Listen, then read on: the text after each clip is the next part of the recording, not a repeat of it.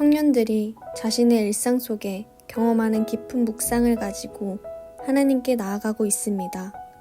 그 묵상의 일부를 함께 나누고자 합니다. 집에 오는 길 찜질방을 지나오면서 남편이 오늘이 하루랑 찜질방에 가면 재미있겠다는 이야기를 했다. 생각해보니 정말 재미있을 것 같다. 하지만 조금 더 생각해보고 지금은 아닌 것 같다는 의견에 서로 동의하게 되었다. 목욕탕의 위험 요소들이 너무 많은데 아기들은 아직 옳고 그름, 안전과 위험에 대한 개념이 불분명하기 때문이다. 위험에 대해서 인지를 시켜줘도 이해가 안 되고 본인의 원함이 분명하기 때문에 말이 통하지 않을 때가 많다. 나는 오늘이에게 오늘이가 엄마 아빠 말을 잘 들어줘야 재미있는데 더 많이 갈 수 있어 라고 이야기해 주었다. 오늘이가 원하는 대로 모든 것을 하는 게 오늘이에게 좋은 것이 아니기 때문이다. 때로는 위험하기도 하고 더 중요한 것이 있기도 하다. 하지만 오늘이는 이해하지 못할 때가 많다. 그 순간 하나님과 우리의 관계도 똑같겠다는 생각이 들었다. 순종이라는 것, 우리를 가장 잘 아시는 하나님께서 우리를 죽음으로 몰아가는 어떤 위험 앞에 그냥 두실 수 없는 게 아닐까? 우리에게는 순종이 그저 우리의 원함에 반하는 너무 어려운 일처럼 느껴질 때가 많지만 우리가 원하는 그 어떤 것들이 진짜 우리에게 좋은 것인지 아닌지는 하나님만 아실 것이다. 어쩌면 그 순종을 통해서 우리를 진짜 살게 하실 뿐만 아니라 하나님 크기의 것들을 같이 누리기 원하시는 것인지도 모른다. 오늘이가 엄마 아빠의 말을 잘 따라주면 찜질방뿐만 아니라 더 멋지고 재밌는 어느 곳이든 같이 가서 더 많은 것을 누리게 되는 것과 같이 말이다. 오늘 우리가 함께 나눌 말씀은 사사기 19장 10절에서 21절까지입니다. 그 사람이 다시 밤을 지내고자 하지 아니하여 일어나서 떠나 여부스 맞은편에 이르렀더니 여부스는 곧 예루살렘이라 안장 지운 낙이 2마리와 첩이 그와 함께 하였더라. 그들이 여부스에 갔을 때에 해가 지려 하는지라 종이 주인에게 이르되 청하건대 우리가 돌이켜 여부스 사람의 이 성읍에 들어가서 유숙합시다 하니 주인이 그에게 이르되 우리가 돌이켜 이스라엘 자손에게 속하지 아니한 이방 사람의 성읍으로 들어갈 것이 아니니 기브아로 나아가리라 하고 또 그 종에게 이르되 우리가 기브아나 라마 중 한 곳에 가서 거기서 유숙하자 하고 모두 앞으로 나아가더니 베냐민에 속한 기브아에 가까이 이르러 해가 진지라. 기브아에 가서 유숙하려고 그리로 돌아 들어가서 성읍 넓은 거리에 앉아 있으나 그를 집으로 영접하여 유숙하게 하는 자가 없었더라. 저녁 때에 한 노인이 밭에서 일하다가 돌아오니 그 사람은 본래 에브라임 산지 사람으로서 기브아에 거류하는 자요 그곳 사람들은 베냐민 자손이더라. 노인이 눈을 들어 성읍 넓은 거리에 나그네가 있는 것을 본지라. 노인이 묻되 그대는 어디로 가며 어디서 왔느냐 하니 그가 그에게 이르되 우리는 유다 베들레헴에서 에브라임 산지 구석으로 가나이다. 나는 그곳 사람으로서 유다 베들레헴에 갔다가 이제 여호와의 집으로 가는 중인데 나를 자기 집으로 영접하는 사람이 없나이다. 우리들에게는 나귀들에게 먹일 집과 여물이 있고 나와 당신의 여종과 당신의 종인 우리들과 함께한 청년에게 먹을 양식과 포도주가 있어 무엇이든지 부족함이 없나이다 하는지라. 그 노인이 이르되 그대는 안심하라. 그대의 쓸 것은 모두 내가 담당할 것이니 거리에서는 유숙하지 말라 하고 그를 데리고 자기 집에 들어가서 나귀에게 먹이니 그들이 발을 씻고 먹고 마시는지라. 아멘. 반갑습니다. 오늘 사사기 19장 10절부터 21절까지를 중심으로 한 걸음이라는 제목의 말씀을 함께 나누겠습니다. 지난 본문에서 한 레위인은 행음하고 친정으로 갔던 자기의 첩을 다시 데리고 오기 위해서 장인의 집으로 갔습니다. 사실상 레위인이라고 하는 건 나그네 같은 존재였고 왜냐하면 분배받은 땅이 없었기 때문에 나그네처럼 살았고 그것도 그는 에브라임 산지 구석에 살았는데 그런 사람이 부의 상징이었던 첩을 두었다는 건 어떻게 보면 참 이상한 일이었습니다. 그가 선물들을 가지고 다정한 말을 준비해서 자기의 첩을 다시 데리러 장인의 집에 갔습니다. 그런데 거기에서 하루를 보내고 이틀, 3일, 4일, 무려 5째 날이 지났습니다. 이제 더 이상 지체할 수가 없었습니다. 안식일 전에는 집으로 돌아가야 했기 때문입니다. 안식일이 지나자마자 출발했다고 쳐도 이제 곧 돌아가지 않으면 안식일 전에 다시 집으로 돌아갈 수는 없습니다. 그래서 다섯째 날 아침이 되자마자 집으로 돌아가려고 했지만 그날도 또 먹고 마시자고 해서 하루를 다 썼습니다. 또 자고 가라고 했지만 이제는 정말 집으로 출발해야만 했습니다. 그렇게 날이 저물었을 때에야 비로소 집으로 출발했습니다. 그런데 이미 너무 늦은 시간이었기 때문에 자고 가야 했는데 만약 길에서 자게 되면 들짐승이나 강도를 만날지도 모르는 일이었기 때문에 사람들이 모여 사는 성읍으로 들어가서 하룻밤을 지내고 싶었는데 거기에서 가장 가까운 곳이 여부스였습니다. 그런데 이 레위인은 이방 사람의 성으로 들어가고 싶지 않았고 이스라엘 사람들이 사는 성읍으로 들어가고 싶었습니다. 이방인들이 거하는 곳은 부정한 곳이었기 때문입니다. 그래서 여부스가 아닌 기브아로 가자고 말했습니다. 그 당시에 예루살렘에는 이방인들이 살고 있었고 기브아에는 베냐민 지파가 살고 있었습니다. 그래서 예루살렘보다 약 1시간을 더 걸어서 기브아에 도착한 겁니다. 10절입니다. 그 사람이 다시 밤을 지내고자 하지 아니하여 일어나서 떠나 여부스 맞은편에 이르렀으니 여부스는 곧 예루살렘이라.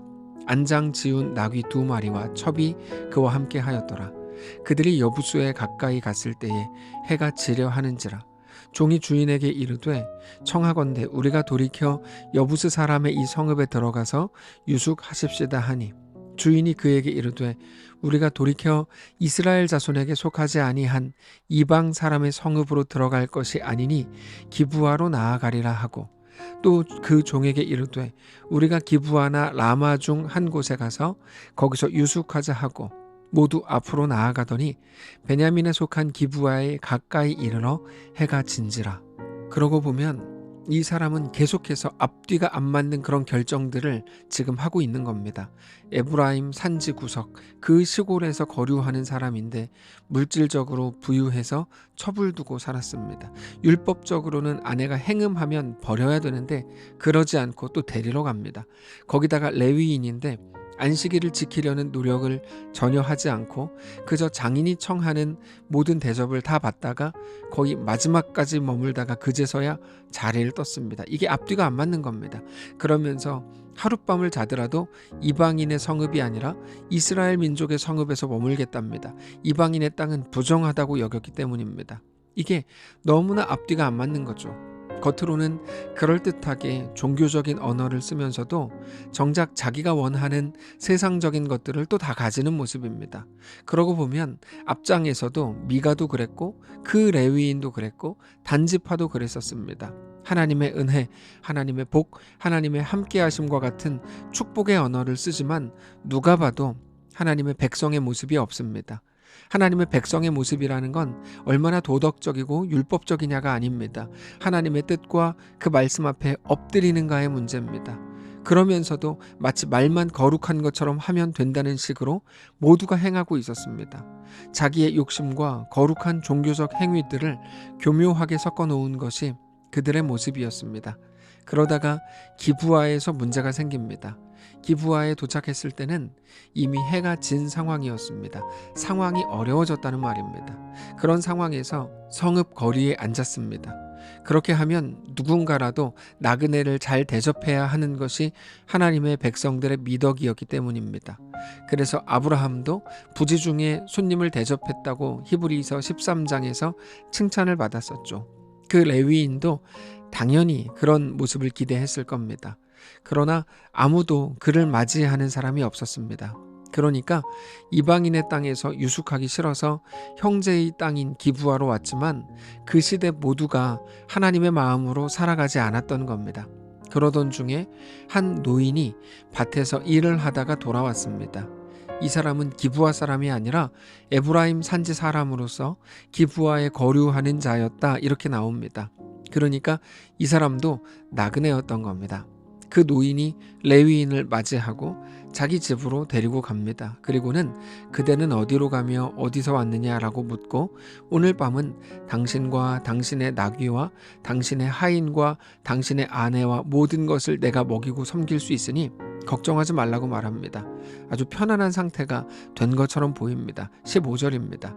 기브아에 가서 유숙하려고 그리로 돌아 들어가서 성읍 넓은 거리에 앉아 있으나 그를 집으로 영접하여 유숙하게 하는 자가 없었더라. 저녁 때에 한 노인이 밭에서 일하다가 돌아오니 그 사람은 본래 에브라임 산지 사람으로서 기브아에 거류하는 자요 그곳 사람들은 베냐민 자손이었더라. 노인이 눈을 들어 성읍 넓은 거리에 나그네가 있는 것을 본지라. 노인이 묻되 그대는 어디로 가며 어디서 왔느냐 하니 그가 그에게 이르되 우리는 유다 베들레헴에서 에브라임 산지 구석으로 가나이다. 나는 그곳 사람으로서 유다 베들레헴에 갔다가 이제 여호와의 집으로 가는 중인데 나를 자기 집으로 영접하는 사람이 없나이다. 우리에게는 나귀들에게 먹일 집과 여물이 있고 나와 당신의 여종과 당신의 종인 우리들과 함께한 청년에게 먹을 양식과 포도주가 있어 무엇이든지 부족함이 없나이다 하는지라. 그 노인이 이르되 그대는 안심하라. 그대의 쓸 것은 모두 내가 담당할 것이니 거리에서는 유숙하지 말라 하고 그를 데리고 자기 집에 들어가서 나귀에게 먹이니 그들이 발을 씻고 먹고 마시니라. 이 일이 이렇게 평탄하게 잘 마무리되는 것처럼 보였습니다. 물론 그 다음 본문에서 엄청나게 충격적인 일이 벌어지지만 만약 어떤 일도 벌어지지 않았다고 가정을 한다고 해도 아무 일도 일어나지 않았거나 또는 오히려 좋은 사람을 만나서 평탄한 밤을 보냈다고 해도 그러므로 아무런 문제가 없는 건 아닙니다. 그들의 모습 속에는 하나님의 이끄심 앞에 엎드리거나 하나님의 백성의 삶을 걷고 있는 것이 전혀 보이지 않기 때문입니다. 실제로 하나님께서도 사사기가 전개될 때마다 왕이 없어서 하나님을 왕으로 모시지 않아서 하나님을 왕으로 인정하지 않아서 스스로가 왕이 되고 스스로가 판단자가 되고 스스로가 주인인 줄 알아서라는 말이 반복됩니다. 이방인들에 대한 거부감이 있고 그들은 부정하다고 말하고 나는 안식일을 지키기 위해 여호와의 집으로 가고 있다라고 말하면서 그렇게 종교적 언어, 축복의 언어를 사용하는 것처럼 보여도 그렇기 때문에 그들이 온전한 성도다 이렇게 말할 수 없는 겁니다. 그들의 마음속에서부터 하나님이 왕이신 것, 하나님이 주인이신 것, 그렇게 오늘 하나님을 따르는 삶이길 원하고 소망하는 일이 있어야 하는 겁니다. 얼마나 세상에 익숙하고 세상에서 욕먹지 않을 모습인가가 아니라 세상에 대해 어색하더라도 얼마나 내가 오늘 내 자신을 꺾고 하나님을 따르는 삶을 살 것인가의 문제라는 겁니다. 그래서 오늘 본문을 보면서 무슨 레위인이 저래 라고 생각할 게 아니라 내가 오늘 하나님을 어떻게 따르고 있는지를 우리는 생각해 보아야 합니다. 하나님께서 우리에게 원하시는 건 우리의 모습이 성도의 모습을 더 많이 가지게 되는 게 아니라 그런 모든 부분에서 부족해 보여도 하나님을 따르는 하나님의 백성의 걸음이 우리에게 시작되어야 하는 것이기 때문입니다. 얼마나 머리가 단정하고 얼마나 복장이 그럴듯하고 얼마나 말투가 친절하고 여러분 그런 문제가 아니고 오늘 내 자신이 내 자신을 꺾어내고 하나님 앞에 온전히 내 자신을 세우는 것 그게 가장 중요한 문제라는 겁니다. 우리가 하나님 나라라고 할 때 그건 하나님의 다스리심과 우리의 순종으로 꽉 차 있는 나라라는 것을 우리는 잘 알고 있습니다. 오늘 내가 어떤 형편, 어떤 상황인가가 중요한 게 아닙니다. 어떤 상황과 어떤 길 위에 있다고 해도 그 속에서도 하나님을 따르고 있는지 하나님을 왕이라고 하나님이 나를 다스려 주시기를 간구하고 있는지를 확인해야 합니다. 우리는 모든 것을 우리가 과거 어느 때에 행한 일에 대한 결과로 축복이나 또는 재앙을 얻었다고 생각하는 경향이 있습니다. 그러나 성경은 지금 레위인이 가진 부유함이 그러므로 복이라거나 또는 그가 당한 어려움에 대해서도 그러므로 재앙이라는 식으로 설명하지 않습니다. 다만 그 어떤 상황 한가운데에서도 하나님이 주인이시고 왕이신 삶을 살아내기를 우리에게 요구하고 계실 뿐입니다. 사랑하는 성도 여러분, 오늘 우리가 점검해야 되는 건 단순한 종교적인 어떤 모습이 아닙니다. 더 그럴듯하고 더 신앙이 좋아 보이는 건 전혀 중요하지 않은 문제입니다. 우리가 정말 신경 쓰고 점검해야 되는 모든 일들, 모든 상황 속에서 하나님 앞에 온전히 서야 되는 것뿐입니다. 하나님의 마음이 무엇일지를 고민하는 겁니다.